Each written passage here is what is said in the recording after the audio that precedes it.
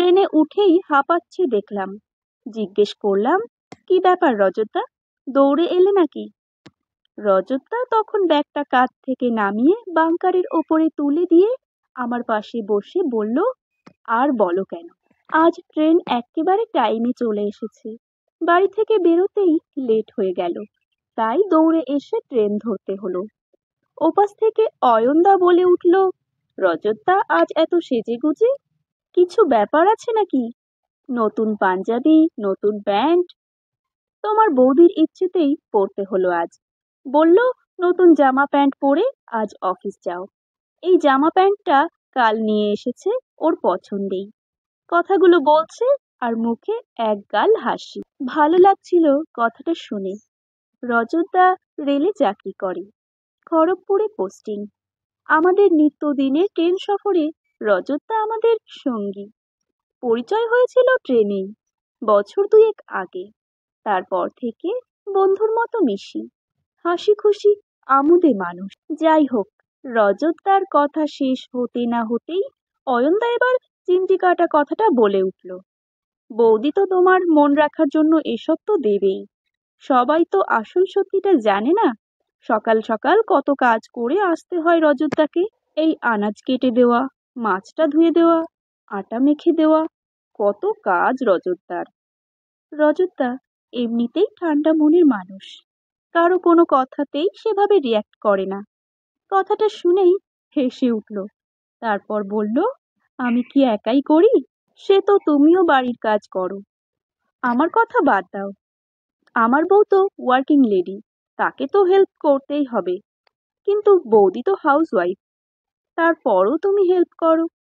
Help যখন করতেই হবে, চাকরি করা মেয়েই বিয়ে করা ভালো ছিল। কি বলো সবাই? অয়নদার এমন কথা শুনে রাগ হচ্ছিল। ভাবলাম দুটো কথা বলি। দেখলাম হাসি মুখে রজতদাই উত্তর দিল। রজতদা বলল, বুঝলে অয়ন, তোমার সাথে আমার একটু তফাৎ আছে। তুমি আসলে হেল্প করো, আমি কিন্তু হেল্প করি না। আমি নিজের কাজ মনে করেই করতে থাকি। সংসার তো ওর একার নয়, আমারও। আমার ছেলে মানেই ওর ছেলে। ছেলেকে খাইয়ে দিই মাঝে মাঝে। স্কুল যাবার জন্য আমি রোজ সকালে রেডি করে দিই। তার মানে কি আমি হেল্প করছি? দুজনের যখন সংসার, তখন ওকে হেল্প করাটা আমি বলতে পারি না। কারণ আমি মনে করি ওটা হেল্প নয়, ওটা নিজের দায়িত্ব। এই সামান্য বোধ থাকাটাই তো পুরুষ মানুষের দরকার। হাউস ওয়াইফ মানে সে যে বেকার নয়, এই কথাটা বুঝতে হবে আগে। আমি সংসারের জন্য কতটুকুই বা করতে পারি, বেশিরভাগটাই তোমার বৌদি করে। ওর তো নির্দিষ্ট ডিউটি টাইম নেই। আমি 8 ঘন্টা ডিউটি করে 1 ঘন্টা যদি বাড়ির কাজ করি, ওটাকে বউয়ের কাজে হেল্প করা বলে না, নিজের দায়িত্ব পালন করা বলে। আমরা অনেক পুরুষ মানুষই এই মেল ইগো থেকে বেরোতে পারলাম না। একটু ইগো ভেঙে বেরিয়ে দেখো, এই পৃথিবী অনেক বেশি সুন্দর লাগবে। যেমন আজকের সকালটাই আমার কাছে সুন্দর হয়ে গেল। এমন কথা শুনে পাশে বসে থাকা এক নববিবাহিত দম্পতি হাততালি দিয়ে উঠল। রজতদার দিকে তাকিয়ে মেয়েটি বলে উঠল, সাব্বাস দাদা, সাব্বাস। আমরাও এই থিওরিতে বিশ্বাসী। 5 মাস বিয়ে হয়েছে আমাদের। কেউ কাউকে হেল্প নয়, বরং নিজেরা নিজেদের দায়িত্ব নিয়ে কাজ করি। এইভাবেই পাশে থাকতে হয়। আপনার এমন কথা শুনে আমাদের আজকের দিনটা অনেক ভালো হয়ে গেল। আপনাকে অনেক শুভেচ্ছা দাদা। রজতদা একটু আবেগী হয়ে বলল, এমন শুভেচ্ছায় আমি সত্যিই ভরে উঠলাম। সত্যি কথা বলতে, আজ দিনটাই তো শুভ। আজ আমার গিন্নির বার্থডে। ওর বার্থডে বলে আমাকে এই নতুন পাঞ্জাবি উপহার হিসেবে দিয়েছি। আমি তবু বললাম, এ কি, আমি তো তোমাকে উপহার দেব, আর সেই মতো প্ল্যান করাই আছে, আর তুমি কি না আমাকে উপহার দিচ্ছ?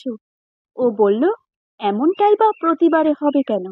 প্রথা ভাঙলে যদি ভালোবাসাটা সমান থাকে, তবে থাক না এমন একটা রীতি। আজ সন্ধে অফিস থেকে ফিরলে ও আমাকে নিয়ে যাবে রেস্টুরেন্টে। ওর এমন শুভ ইচ্ছায় আমিও আর অরাজি থাকিনি। এটা বুঝলাম, আনন্দ ভাগ করে নিলে দ্বিগুণ আনন্দ ফিরে আসে। রজতার এমন কথায় আরো একবার মন ভরল। যতটা শ্রদ্ধা ছিল বেড়ে গেল আরো। রজতার মতো মানুষের সংখ্যা যত বাড়বে তত পারিবারিক বন্ধনটা সুদৃঢ় হবে, সংসারে সুখ শান্তি বজায় থাকবে বেশি। রজতদাকে বললাম, এইভাবে ভালো থাকতে হয় রজতা, এভাবেই ভালোবাসাকে বাড়তে দিতে হয়। কলমে সরজিৎ ঘোষ, কণ্ঠে শ্রাবণী।